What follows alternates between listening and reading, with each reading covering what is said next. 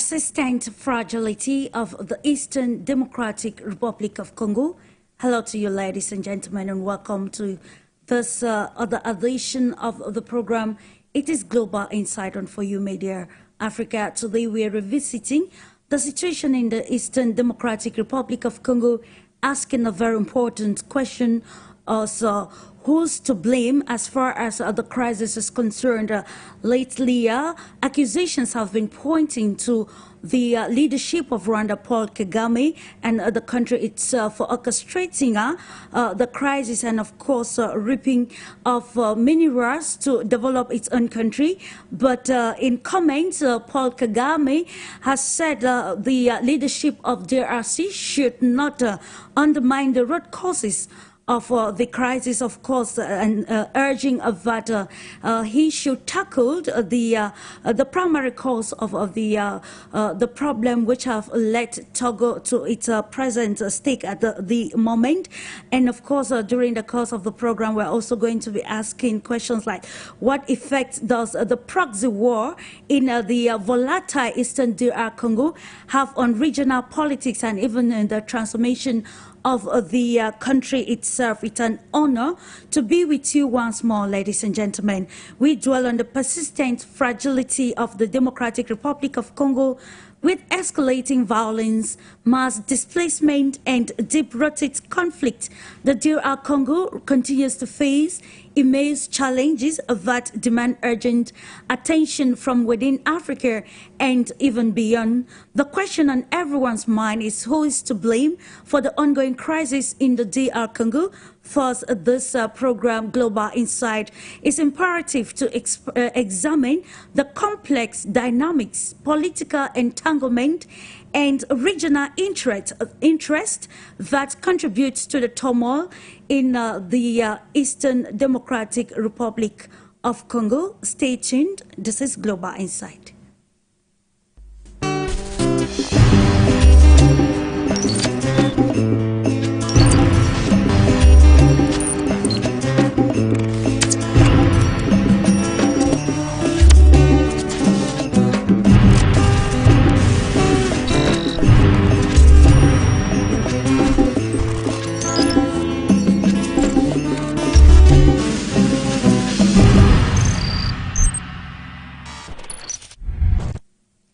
Welcome once more, ladies and gentlemen.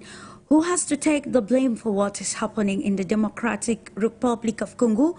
What are the dynamics at play in the volatile DR Congo? And of course, what is the role of the African Union and even the international organization or community to solving these crises which have been ongoing now for quite a number of years? Welcome again. Time for us to uncover the panel. I'm taking you to the United States of America. We're going to meet ACHILLE, banker, and of course, international financial expert. Hello to you, Mr. Eke. A pleasure having you once again on Global Insight. Good afternoon, Clarice. Good afternoon, Dr. ENOAKU, and all the viewers of this show. Thank you so much for inviting me. This is going to be a phenomenal topic. It's very embarrassing for Africa to have, its own citizens, its own kids fighting amongst themselves for the for the benefits of Western countries. This is an abomination. This is unacceptable, and I'm outraged. Seeing that the Great Congo and Rwanda are doing the bidding of the West, and that is absolutely unacceptable. Thank you for inviting me on this program. Appreciate it. And thank you for accepting to comment on it. Of course, that's why we are asking the question if actually it is a proxy war that is ongoing in the Democratic Republic of Congo, which explains the extent to which the resolving the conflict has been delayed. To Canada, we've been joined by Dr. Elijah ENOAKU, Director of Center for Africa Development. Welcome, sir. Thank you for having me, Clarice. I hope my voice is a little bit clearer today because I've had some cold and The microphone might not be the best, but thanks for having me. And the topic that you just mentioned is an eyesore on the continent of Africa. Recently, that conflict was declared as the most neglected conflict on the continent, on the world, followed by the problem in Sudan, and it is a problem that seems to set the stage for a lot of the issues that we have in Africa. What do I mean by that? As we're going to be discussing, it seems to be pointing to the way African leaders handle their problems. It seems to be the same everywhere. Whether you're talking about Congo, Sudan, or whichever country you're talking about, it seems to be the same problem. And hopefully we can, have a discussion and figure out what is going on in Congo. So thanks for having me again. Indeed, what is going on in the Democratic Republic of Congo, and why is it difficult to bring a practical solution to the crisis? We are going to kick off with you, Mr. EKEU, with, of course, the brief analysis on what you think pertains to the fragility or the persistent fragility of the Eastern Democratic Republic of Congo.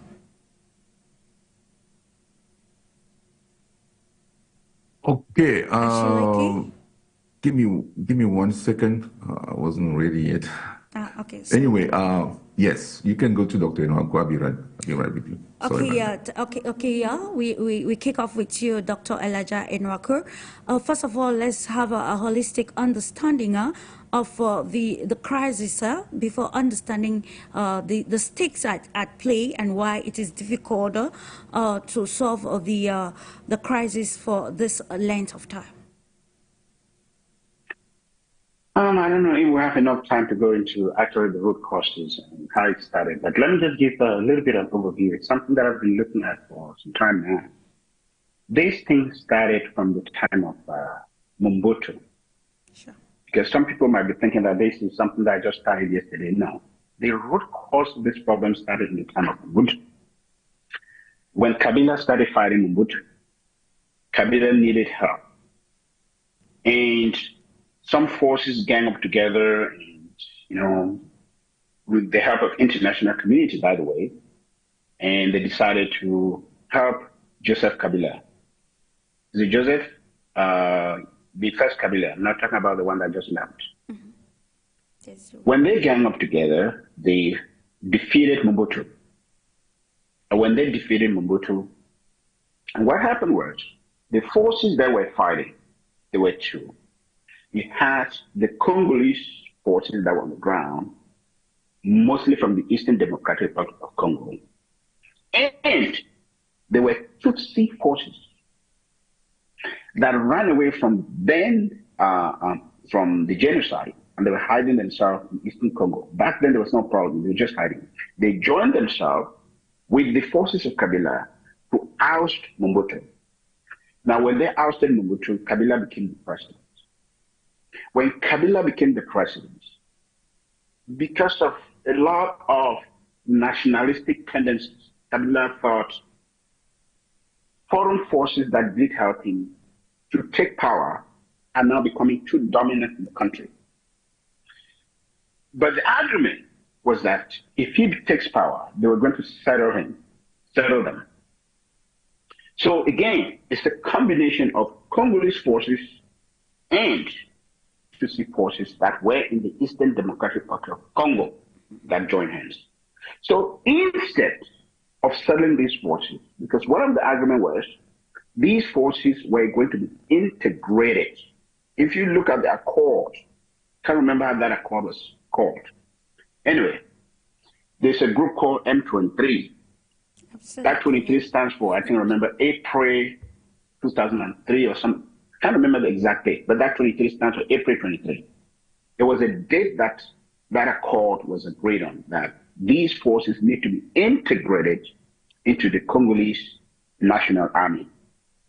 But for some reason, Kabila decided not to honor that engagement. when he refused to honor that engagement for these forces to be integrated into the National Army because he thought these forces are not Congolese people. They're not Congolese. They did help him, but they're not Congolese. Then he broke on that course and instead tried to push them that they should go back to Rwanda. That is where the genesis of the whole thing escalated. Then this guy came together and formed what we now call today the M23. When they formed the M23, they decided to start fighting the Congolese government. And the Congolese government is now accusing Rwanda to be the genesis behind this.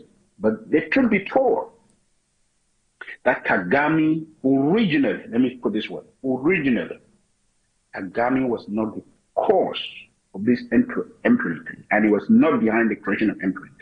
But because these militants or these soldiers now, a lot of them have Tutsis background, they're of Tutsi origin, which means they get their allegiance is more to Rwanda Tutsis than the Congolese. Now, tactically, whether openly or not, they now start getting support from Rwanda. That is why Rwanda is now being accused as sponsoring the M23. But the original problem did not start with Rwanda. It is refusal of the Congolese government to integrate these forces into the national army that sparked the rebellion. Now the whole thing has escalated. Zimbabwe came in, Angola came in, South Africa came in. Well, South Africa was not fighting. South Africa is trying to make peace. But all those, Burundi came in. It became now a regional war. Forgot about Uganda. Uganda came in because of the lost resistance army that ran away, that are fighting Uganda. They ran away and also hit themselves in the Eastern Democratic Republic of Congo. So Uganda say, hey, these are rebels that are running away from our country. They're now joining your country to fight us. So we have to come to your country to fight them there. Then there are rebels also trying to oust the president of Burundi. They're also hiding in the Eastern Democratic of Congo. Burundi say, we have to get rid of these rebels that are fighting our country and they're hiding in your country. They now join the forces. Zimbabwe has its own thing. All the countries within that region, even Chad was involved. All the countries around there, it now becomes regional conflict. So just to give you, a rough background of how this thing emanated, but there's so much into it, which we don't have enough time to go into detail. Absolutely. Just a rough background. So now that this thing has escalated, it has become a proxy war. It has become a mineral war. It has become an exploitation war. It has become anything you can name in the whole world. Indeed. People are being killed. Now, the worst part of it that many people are not following is the fact that ethnic tribal groups in that Eastern Democratic Republic of Congo are now taking positions to defend themselves. So when they're taking positions, because some M23 members see tribal leaders as either supporting one side or the other. So they'll go after those tribal leaders. And what do the tribal leaders do? They now form themselves into groups, either to fight M23 or to fight the government. So we have different tribal groups with different interests. Others are forming tribal groups in order to defend their little land where gold, bauxite, and all these minerals are coming from. Others are forming a regional group for one reason or the other to defend themselves against one group. So it is becoming a group against a group, against. It's not just M23 anymore. Absolutely, it has become a worst case where it is very difficult to handle. So that's just the background of the whole mess that we find ourselves in Eastern Democratic Republic of Congo. And of course, Dr. Elijah ENOAKU, that's why we're asking this very pertinent question today. Who is to blame for actually what is happening in the Eastern Democratic Republic of Congo, of that, the M23 rebels that you mentioned formed in 2012, of course, patterning some of the fact that the the then government did not meet to their demands. And this brings us to the question of why there is increasing proliferation of rebel groups in Africa, and the proxy war that we see today, particularly in areas that are very rich in mineral resources. To note that North Kivu and other areas around the Eastern Democratic Republic of Congo are very rich in copper, bauxite, and other minerals that some organizations lately stated that it was imperative to extend the search for mineral resources, citing the Democratic Republic of Congo, which brings us to the question of a proxy war. And if there is a proxy war in the Democratic Republic of Congo, who is to blame for this? If everything is okay with you, Mr. Achille, we want to get a holistic presentation from you pertaining our topic for discussion this day. Yes, thank you, Clarice. And before I give my presentation, I wanted to add that from what Dr. Nwanko said, that the beginning of this started with Mobutu. I will add that it's even before Mobutu. I remember the letter, the Einstein letter that he wrote to the President of the United States about uranium, the Congo's uranium. That's where everything started about Congo. So I'm going to come back to that. Anyway, the Democratic Republic of Congo has been mired in violence, poverty, and underdevelopment for decades. The country is one of the poorest and least stable in the world despite its natural richness. This fragility is caused by several internal and external variables. Poor governance, systemic corruption, and weak institutions have plagued the DRC. The DRC's political elite have taken use of its tremendous mineral wealth to enrich themselves at the expense of the public. This has reduced financing for infrastructure, education, healthcare, and other essentials. Since 70% of the population lives on less than $1.90 per day, poverty persists. Recurrent hostilities, such as the 1996 to 2003 First and Second Congo Wars, killed millions and uprooted whole villages in the DRC. Over 100 armed militia groups fight for land and resources in the east. Insecurity has slowed growth and kept populations in distress. DRC instability is not entirely due to local factors. External forces have also exacerbated instability. Belgium was responsible for the Congo's cruel exploitation during King Leopold II and during colonialism. Trauma, underdevelopment, and social divisions persist in the DRC. In addition, regional dynamics have worsened DRC's problems. After the 1994 Rwandan genocide, opposing Hutu and Tutsi militias formed in eastern DRC, causing much of the bloodshed since. Rwanda, Uganda, and Burundi, who sometimes support DRC's armed groups for strategic reasons, maintain tensions. International organizations like the UN and major funders like the US are also responsible for the DRC's current status.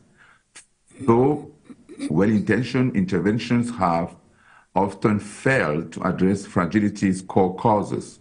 The world's biggest and longest-running UN peacekeeping force has failed to protect people and pacify eastern areas. Yes. Aid programs have been accused for supporting a dysfunctional administration and failing to involve local populations. To address the DRC's fragility, all parties must work together long-term to improve institutions, fight corruption, and promote inclusive growth. The Congolese government must lead changes. However, it cannot do so alone. The international community must assist local capabilities, good governance, and regional collaboration, in addition to financial help. Importantly, any assistance must emphasize Congolese needs and forces. Too frequently, foreign solutions are pushed without consulting and comprehending local conditions. Building a resilient, secure, and prosperous DRC requires empowering civil society, supporting community-led initiatives, and investing in human resources. The future is difficult, yet there is hope. With its abundant natural resources, strategic position, and active people, the DRC has great potential. The international community can assist the DRC break the cycle of instability and establish a better future for all by working together in a spirit of shared responsibility and dedication to Congolese welfare. Indeed, it's all about Congolese welfare and how can they use the natural endowment to enhance feasible development and, of course, change the living standards of millions who have actually been displaced as a result of the ongoing conflict, which has led to further fragility. I will stay with you, Mr. Iki, while talking earlier on. You highlighted root causes, touching on the origin of the crisis. And of course, if we're looking at the DR Congo's susceptibility today, we cannot actually sideline the historical factors that has deteriorated or have deteriorated to today's state. So how have these historical powers or colonial powers contributed to the current instability or the persistent fragility of the Democratic Republic of Congo? And how can we tackle this in the 21st century? Okay, so I was talking about the letter that Albert Einstein wrote to the US president about Congo for its uranium. In 1939, Nobel Prize winner of physics Albert Einstein signed a letter written in conjunction with Hungarian physicist, which was then, his name was Leo Szilard, which was then sent to the President of the United States, Franklin Delano Roosevelt, in which he noted the importance of uranium and warned of the possibility that Nazi Germany might develop a nuclear bomb. In the letter, countries where uranium ore was found in abundance were cited, among which was then Belgian Congo. It is no secret that the uranium used in the bombs that were dropped on Hiroshima and Nagasaki came from the Democratic Republic of Congo, then Belgian Congo. The document became known as the Einstein Letter, which marked the beginning of the atomic age and also launched the race for the uranium of Congo and later for other Congolese minerals that were found to be important for the energetic needs of the United States. So a top secret American intelligence report published in November 1943 mentioned the Congolese uranium, the most important deposit of uranium yet, this is a quote, the most important deposit of uranium yet discovered in the world is in the Shinkolobwe mine in the Belgian Congo, end quote. The Congo's known resources of uranium, which are the world's largest, the report concluded, are vital to the welfare of the United States. Definite steps should be taken to ensure access to the resources for the United States. This is what happened, that started the whole thing about the situation in Congo. Now, what happened was that later when the DRC was given independence, and Patrice Lumumba, who was made the prime minister then, made it clear that he will not give the U.S. the same freedom to control Congo's uranium as had Belgium. So what happened is in July 11, 1960, the Katanga province, where the Shikongolo mine was located, seceded from the country.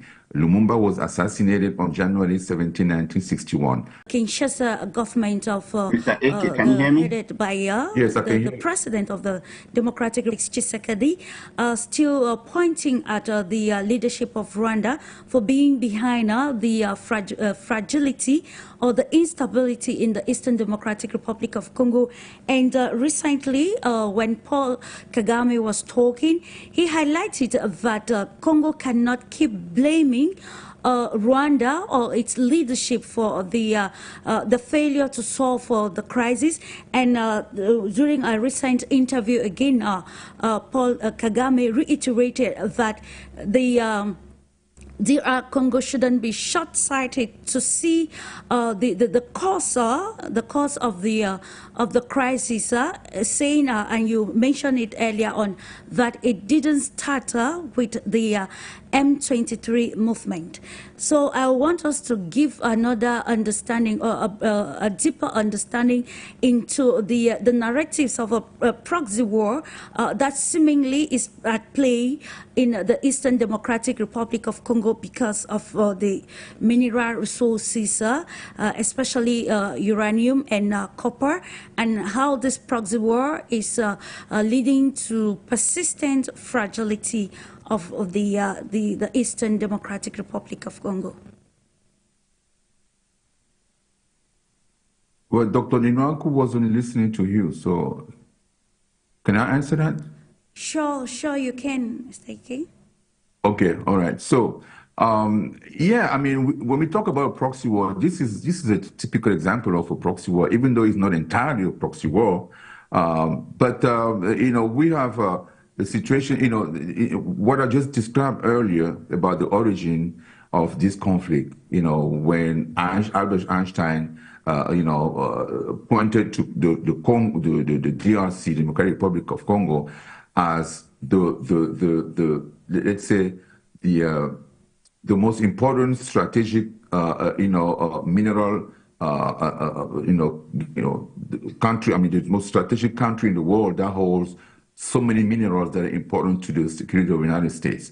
And so after that, you know, Congo you know, when they were independent, you know, the prime minister was killed because of the fact that he wasn't, you know, submissive to the United States desires. So after that, then everything, you know, starts spiraling. And the next president that came to power was Mobutu. I mean, it was before him, there was another president, I forgot his name, and then Mobutu took over, who Mobutu, as we know, was a CIA guy. So he was there doing the bidding of the United States, you know, and so we know that, you know, the fact that he passed away, so many different countries surrounding Congo, you know, for example, Rwanda, you know, Uganda, and Burundi. Those are the countries that are supporting some of the different groups that are fighting the proxy war against the Democratic Republic of Congo itself. You know, and we heard recently the president of Rwanda saying that he was ready for war with DRC.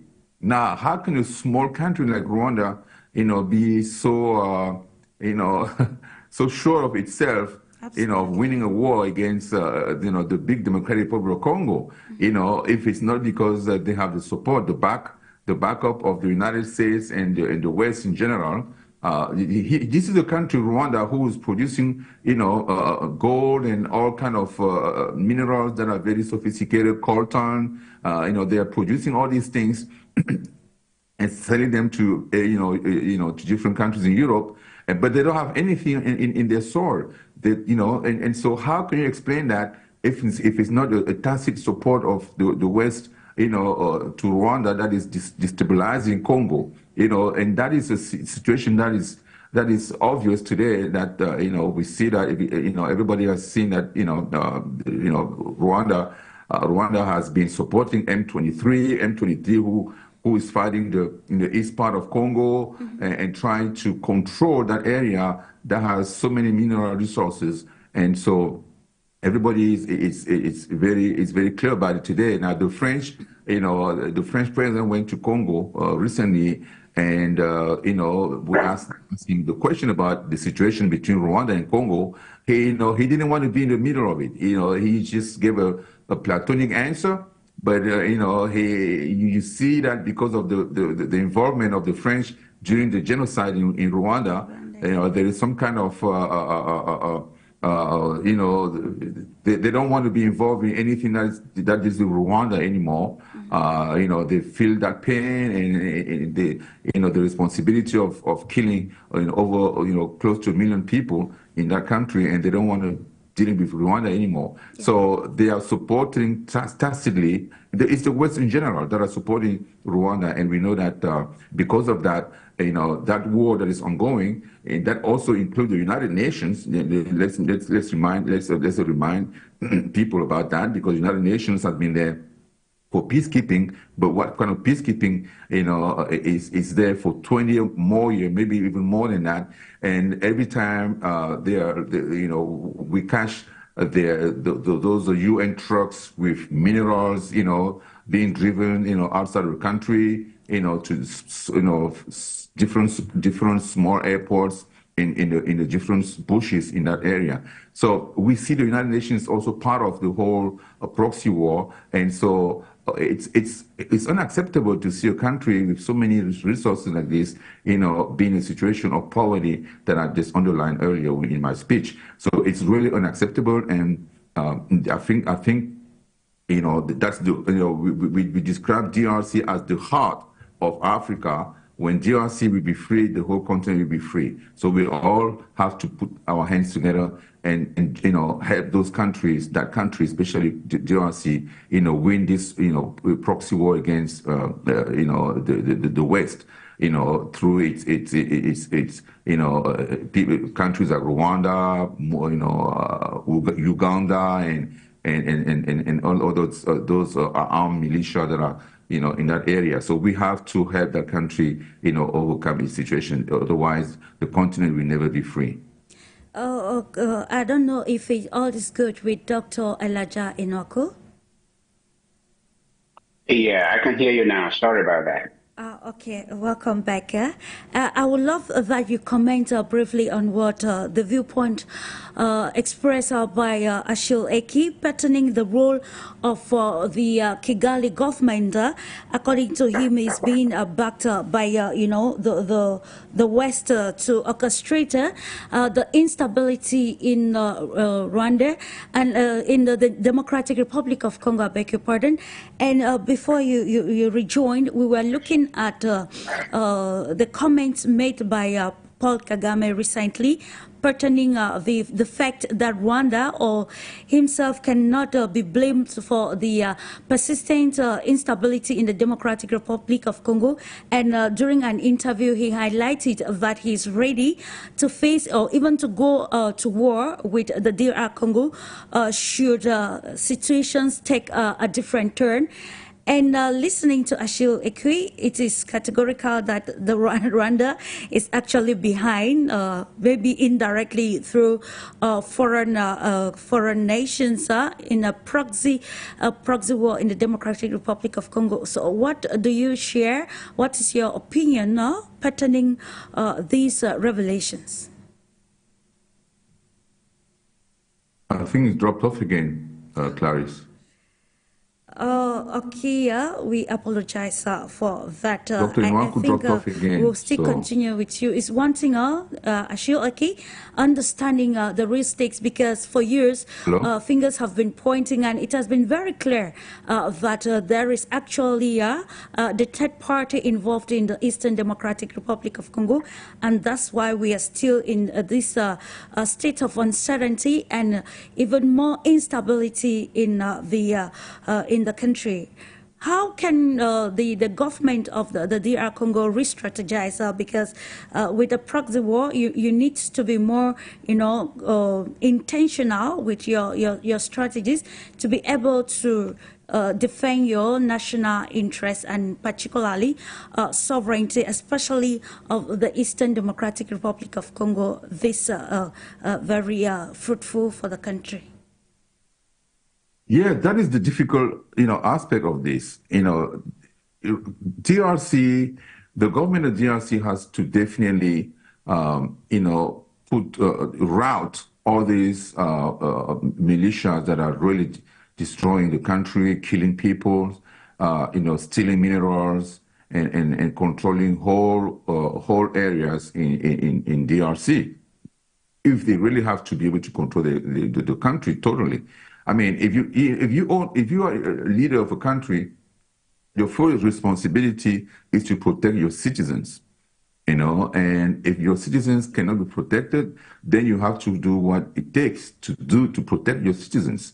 So, this is why, people think the war between DRC and those proxies of Rwanda, the M23, it's going to be inevitable at some point.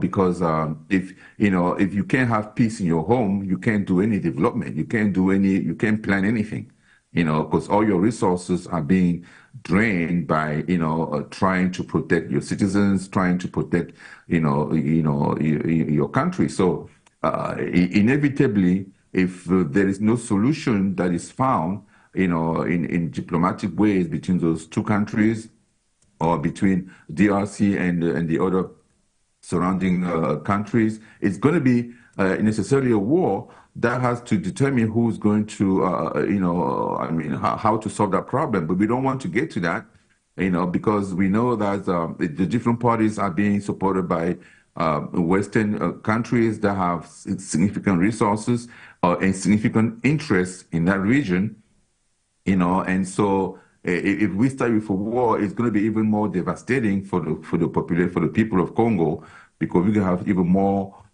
killings, more death than is needed. So, at the end of the day, we are in a pickle here. The government of Congo is in a very difficult situation. If they go to war, it could lead into chaos, total chaos in the country. If they stay the way they are, it's still chaos for the country. So, regardless of whatever they do, it's still chaos that is going to be ensuing, especially in that region, in the eastern part of the Congo. And so, what do they have to do? This is difficult. So, I don't really see, because there is a vital interest of the West. They don't want to lose that interest in DRC, especially with the advancement of China and Russia and the BRICS, in Africa today. They don't want to lose that control, because they feel like they lose that control, then their future is at stake, So then those groups, the M23, and the other proxies of the West, they are all there to create that, turmoil in that area, so that they can steal all the minerals. The West can get the minerals that they get today at a cheap price or for free, pretty much for free. So there's are two dynamics that are very difficult to reconcile. And so the government of Congo, short of going to war, they don't have any other option to really solve this thing in a way that is definitive.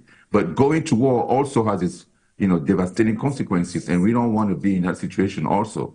So, I know today they've tried different peace conferences, debates and conversations between the leaders, negotiations and diplomatic negotiation, but it hasn't solved the problem. It hasn't solved the problem, and I don't know, exactly what to tell you in terms of the solution, because to come from the leaders of those countries, definitely. Indeed, the political will of the leaders will actually solve the problem. Achille Eke, you mentioned that the DR Congo's government actually doesn't have another option than to go to war. But let's try to look at it in another perspective. When you look at war, at the end, it's always a negotiation. And, how can we, fast track the negotiation rather than prolong the war that will benefit, of course, the population? Because we're looking at the effects of the crisis on the vulnerable situation, the vulnerable population, I beg your pardon, especially dwelling in the North Kivu and other areas in the Eastern Democratic Republic of Congo. Those are the people bearing, I can say, the immediate consequences of whatsoever is happening in the Democratic Republic of Congo.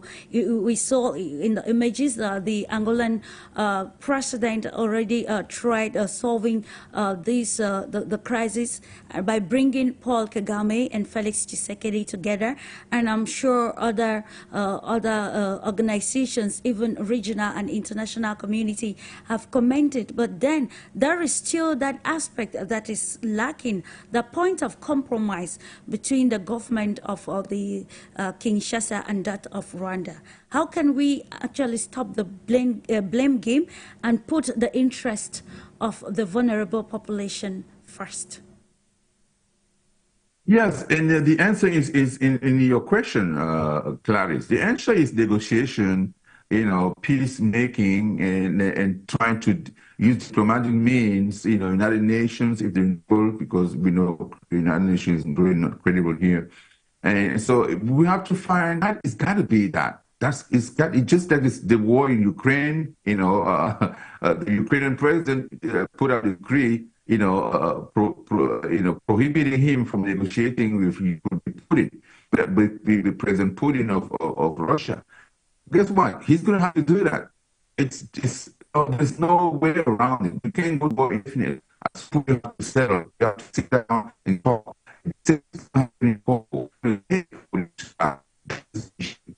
And how many presidents have gone around have come to power in that country since independence, and trying to, how many people have died in DRC, with regard to this war? How many times have they negotiated? The thing is, what I foresee is the split of, people always have in the back of their mind that Congo is too big of a country. It had to be split in different countries, and those are colonialists who think like that, imperialists and all these European people who are always looking to split Africa, to divide Africa, to better conquer it. So it's the same technique that they want to use here. Maybe that's the plan, and for me, that's what I think. I think the plan is to divide that country because the thing is too big. It has too many resources for one country, and so they want to divide it just like they wanted to divide Mali. They want resources for those small countries. But guess what? Sudan, South Sudan, and then Sudan. They already divided Sudan, and nothing has changed there. It's the same thing. It's still the same wars that are keep going on in those countries. So and talking our issues out. It's there. Even if we go to war, we're still going to have the same result. And at the end of the day, we still have to come to the table and negotiate. So seriously, there is no other option but just negotiation. And whatever efforts leaders in the region have taken so far, they need to continue doing it. Whether as a bilateral way or in a multilateral way, they have to use all the means necessary to bring those countries, together. Congo and its neighbors, because that is the only solution that will keep peace in our region for the foreseeable future. Otherwise, this is going to keep going, and we don't know when it's going to end. That's where kind of contention lies, ACHILLE.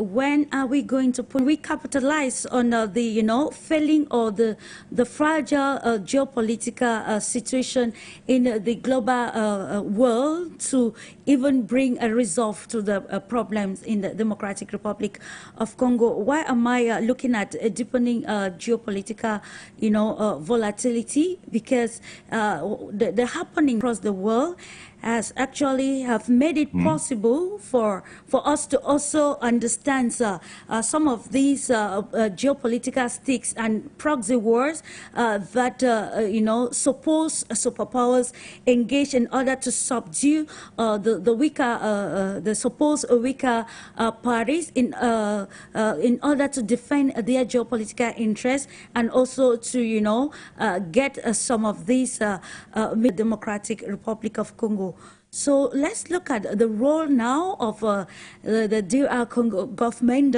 to capitalize on deepening geopolitical volatility to, solve its own internal problems.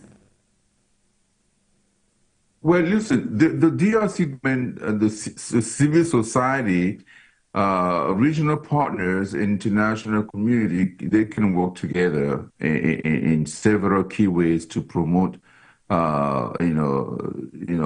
peacemaking, sustainable development, and build lasting peace in that area. We know that 73% of the population, in Congo is very malnourished. 80% is living on less than $1 per day. So some of the avenues that they can, try to figure out, try to use in order to solve these issues could be, for example, corruptions, improve, strength, transferability, and independence, and even capacity of key institutions like judiciary, for example. The community also can support these efforts. And so the second point I want to mention is to promote inclusive, economic development. Must ensure some of the policies that the government can implement must ensure that the wealth benefits the population, not just some of the elites. The government also has to partner with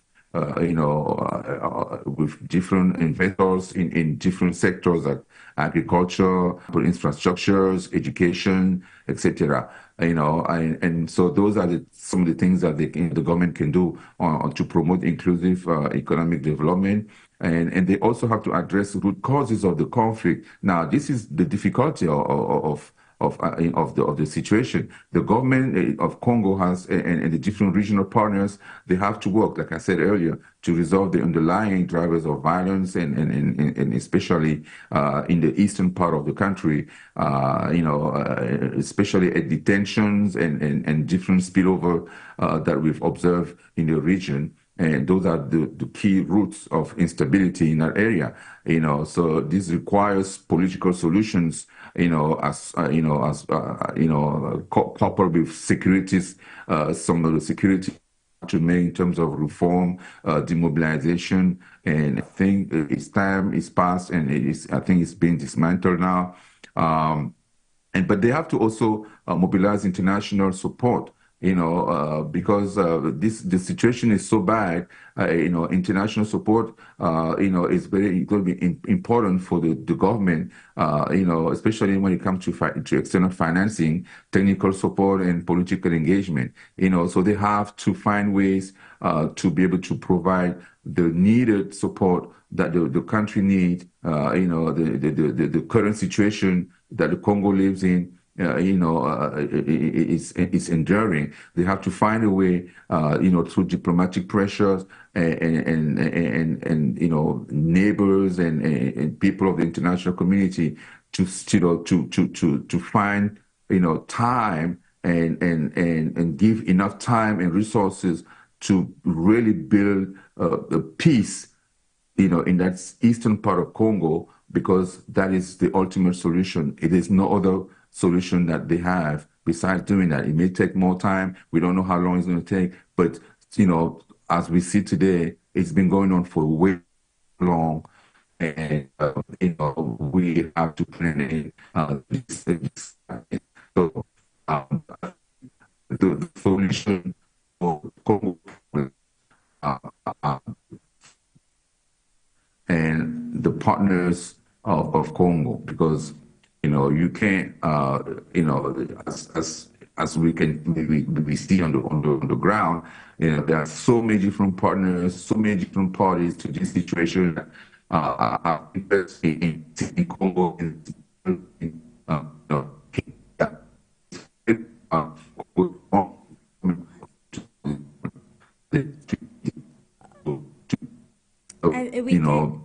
Parties that are, well versed in the situation to solve this problem. Comprehend Achille Eki. I think I will just take this opportunity to remind our viewers that we are on the platform Global Insight on For You Media Africa, a discursive program where we look deeper into the problems affecting the African continent and how Africa can actually capitalize also on the changes occurring at the international level to define its own perspectives, its own politics, its own policies.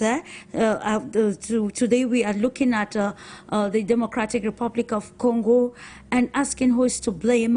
We've mentioned many stakes at play, including, the position of Rwanda, the position of the community, and even the place of the government of DR Congo in wanting to solve the crisis and reduce the fragility or the instability which has displaced millions of Congolese in that area. How can we come to that point of compromise, that negotiation table that we can easily bring a lasting solution that will reduce the crisis? If all okay with you, Mr. Eki, I want us to dwell more on the role of the international community in addressing, the crisis, Larry, can you hear me now?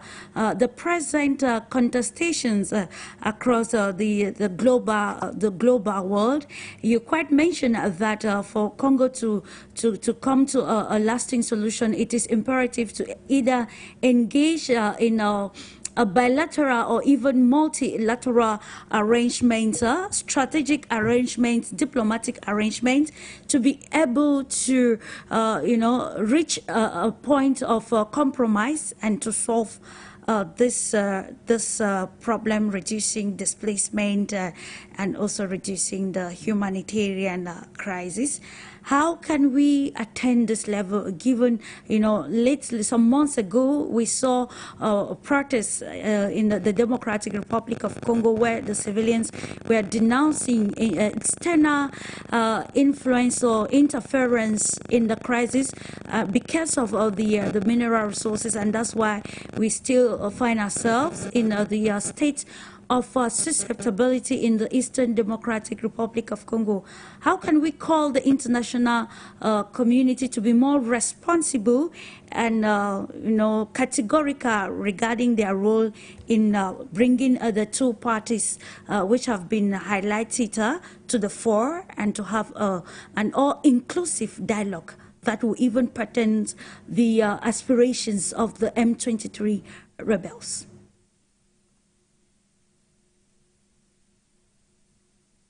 The how. To you, Mr. Eki. The question that you ask. Yeah. Yes, can you hear me? Yes, I can hear you now. Okay, all right. So I'm saying there are various components. Dr. ENOAKU, I heard you talking earlier. Are you there? Okay. Yes, I'm here on audio. Okay, Dr. ENOAKU, yes. Of course, let me just continue with you. Welcome back.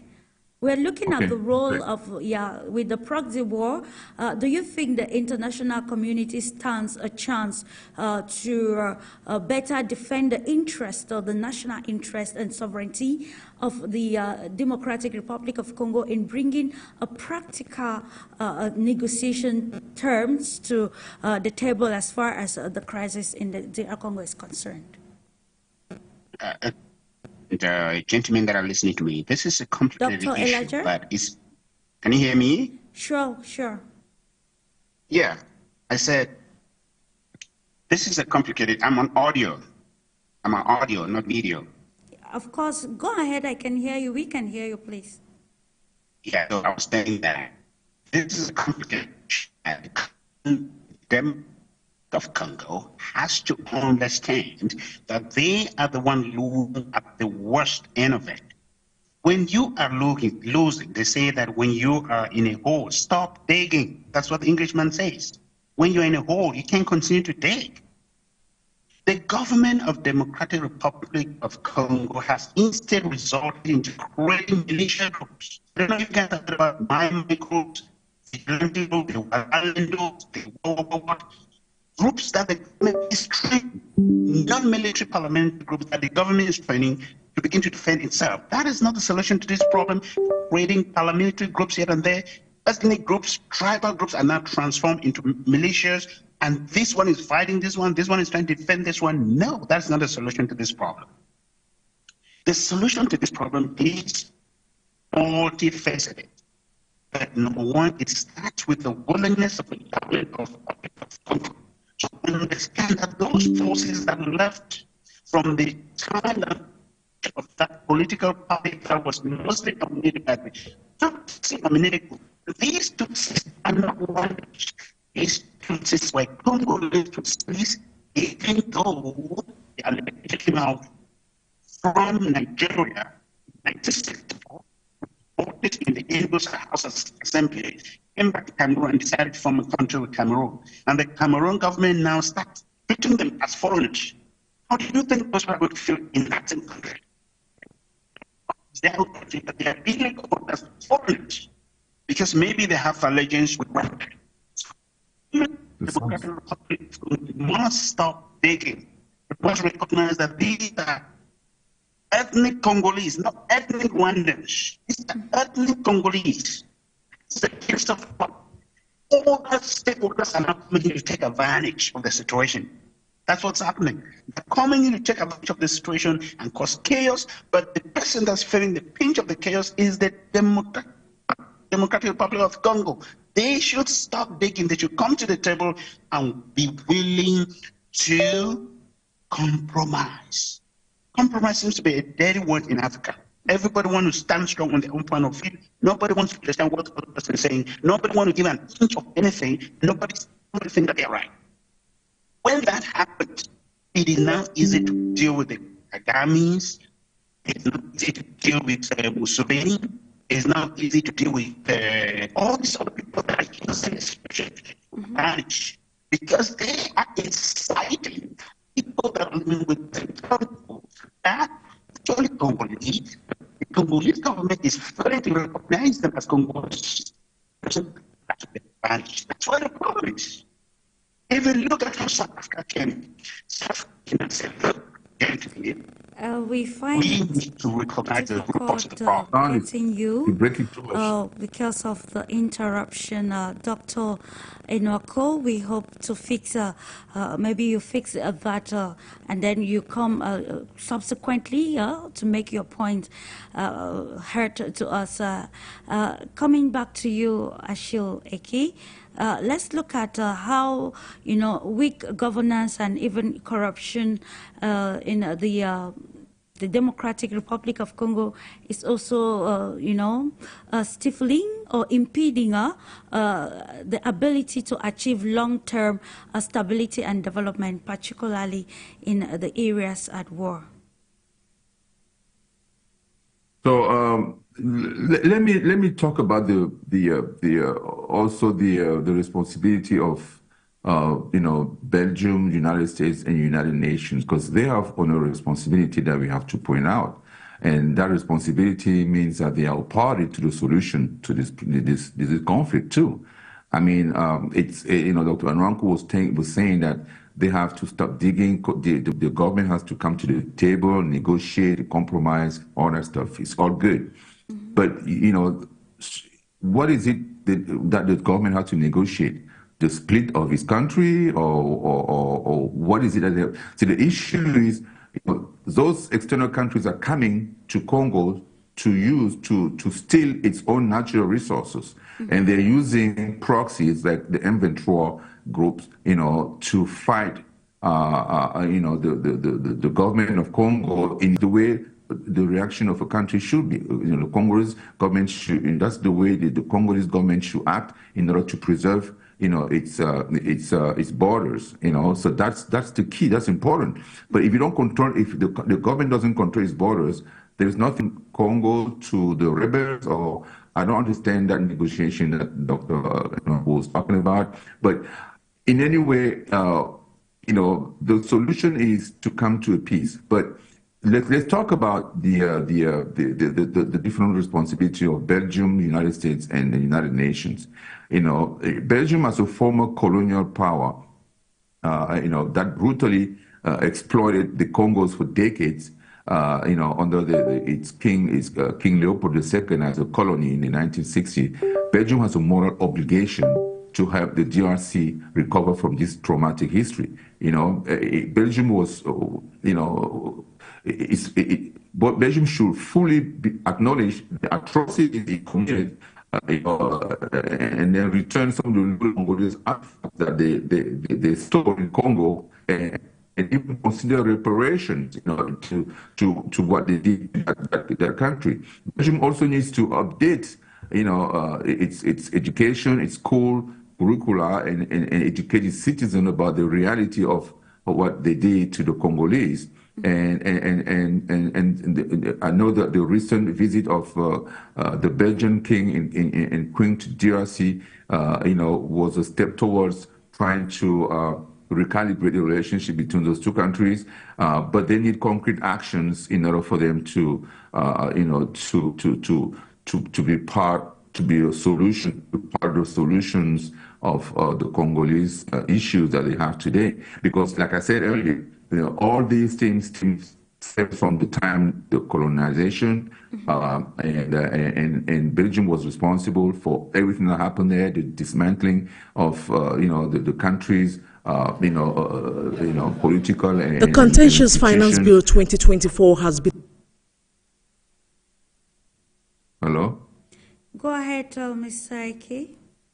Right. So I'm sorry. So the United States also has its own responsibility. The United States played a role in destabilizing the newly independent Congo, as they involved in the assassination of Prime Minister Lumumba in 1961. As a global superpower, the U.S. also has a responsibility to support peace. In the DRC, the U.S. provides significant aid. We know that, to the two countries, but that's not what's needed today. They don't need financial aid. They need, diplomatic aid in solving this issue, bringing together the two parties, in a peace process that will allow the neighbors and the neighbors of Congo to come to an agreement that is, amenable to everybody, that is good for everybody in the region. But there's no way that we can see a loss of its borders or part of it, of its land to other neighboring countries because of the resources that Congo has, especially in the eastern part. So that's not the solution. The solution is to make sure that everybody respects its borders. Everybody,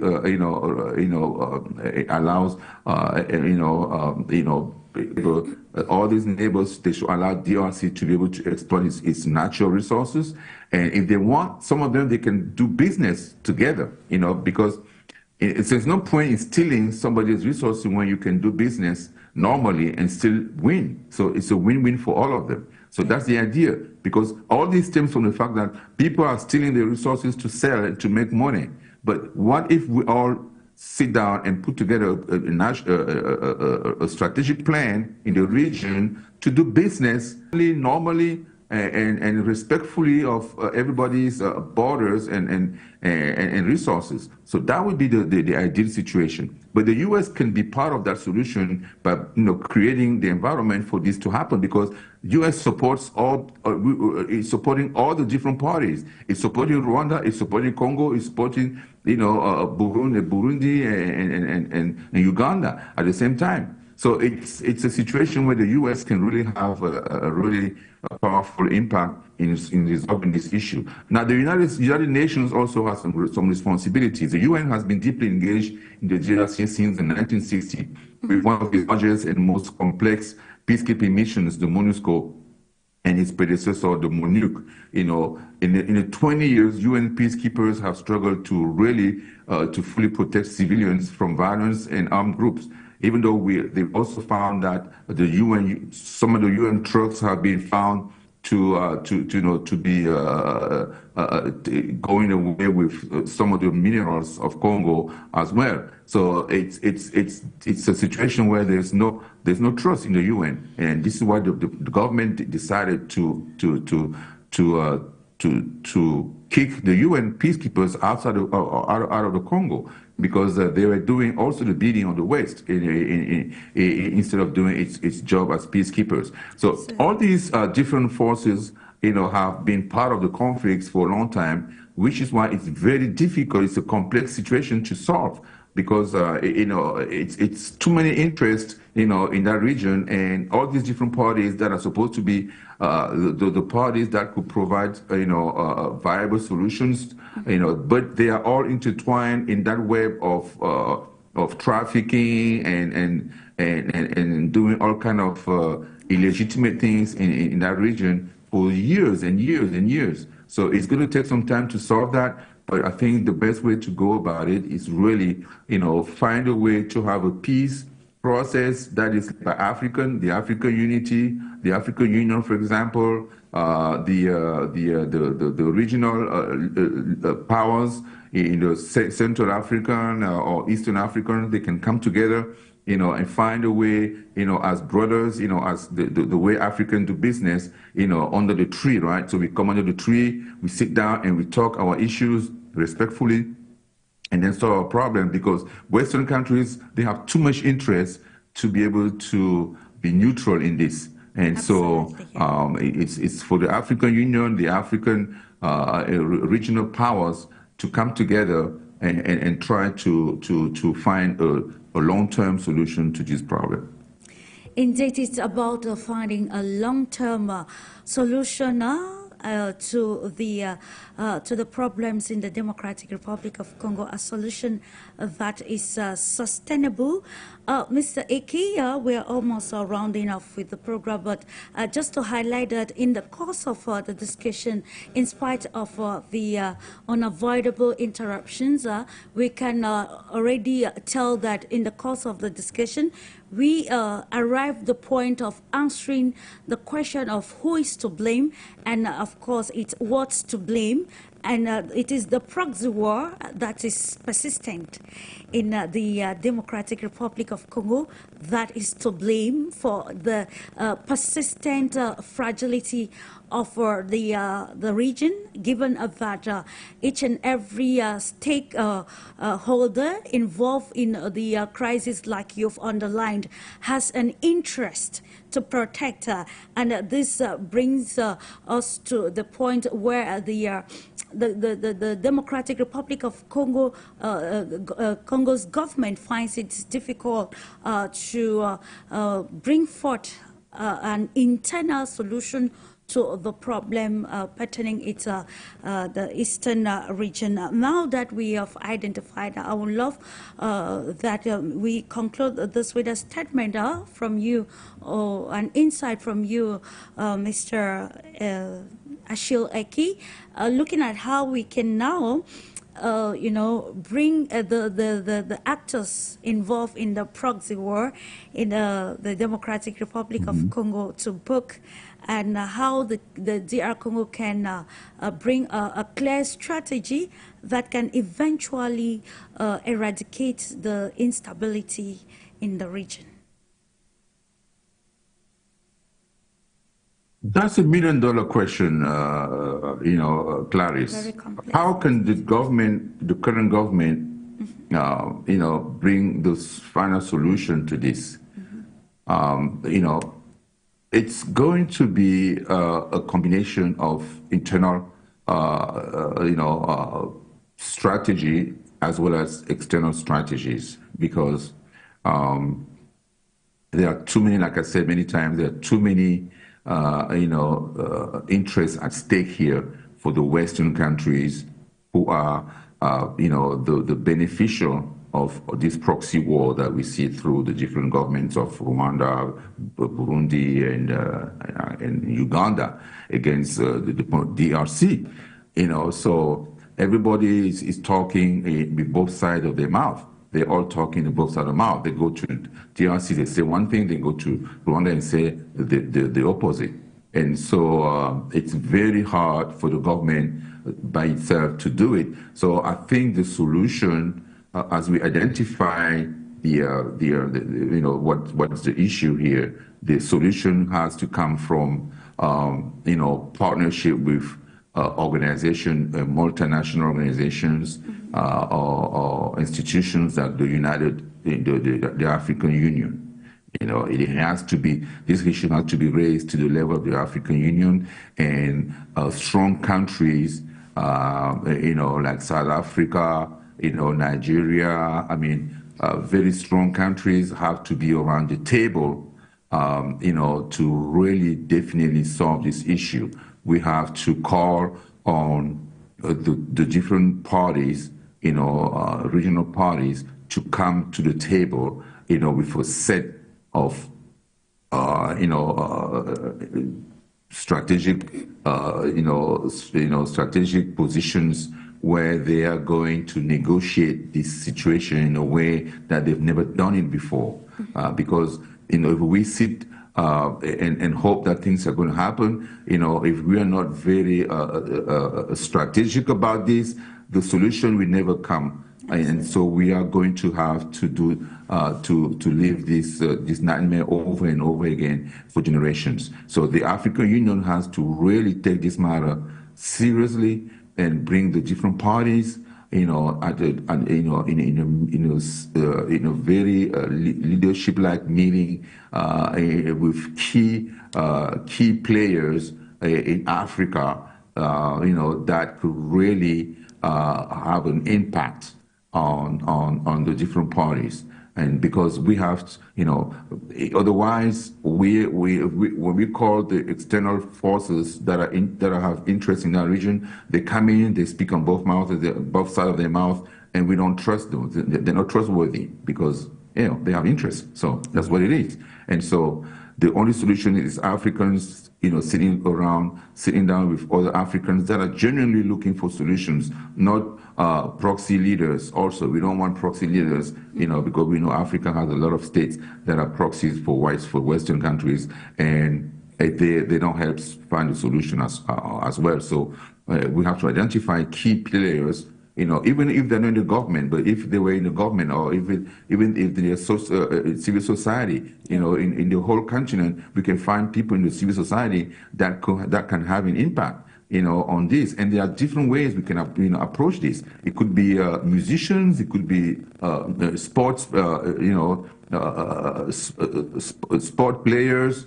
It could be, people of different backgrounds in society getting together and asking for Kagame and Tshisekedi to really sit down and solve this problem. We're tired of this war. People are dying so much. For what? For money. Money is not the solution. It's not everything. We also have, other things that we have to worry about. It's not just money, so do that, we have to bring that to the level of consciousness. Absolutely. That the whole situation in Congo can be solved if we bring those two leaders, around the table, and the African Union could be part of it in order to promote that peace, peacemaking situation, in order to encourage the different countries, the different governments, in that area, to really put an emphasis on solving this crisis, because as spillovers in all these different countries, and that's not good for the neighboring countries of Congo. So that is the way I see the solution here. Okay, thank you so much, Mr. Achille EKEU, from what you have highlighted. I will end by saying that proximity will actually bring relevance to the crisis in the Democratic Republic of Congo and elsewhere in Africa. And of course, if with one voice, the major stakeholders in Africa can champion a cause for peace and stability, we are going to talk about an African that is united for the common good of Africa. We are moving towards a multipolar world.